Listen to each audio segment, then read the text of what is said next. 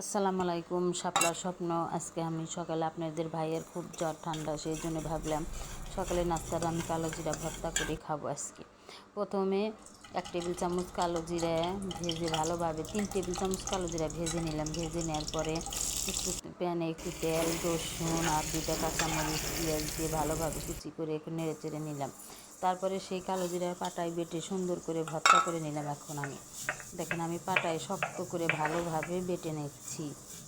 সকাল সকাল আপনাদের ভাইয়া বাইরে যাবে, গাড়ি নিয়ে চলে যাবে, সেজন্য তাকে একটু কালো জিরা ভর্তা দিয়ে ভাত খাওয়াবো।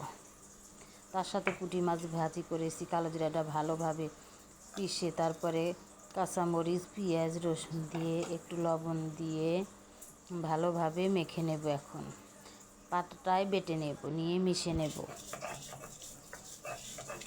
দ্রুত বেটে দ্রুত মেশে নেব, সময় নেই। 8টা বেজে গেল, তাড়াতাড়ি করতে হবে দ্রুত।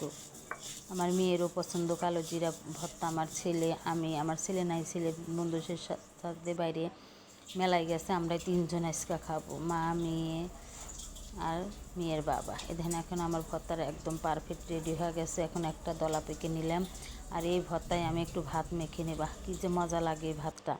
তার সাথে দেশি আলু, দেশি ডিম, শুকনো মরিচ দিয়ে ডলে ভালোভাবে ভর্তাটা করে নিলাম। এই তো আমার সকালকার নাস্তা ছিল। খুব মজা, খুব সুন্দর খাবার।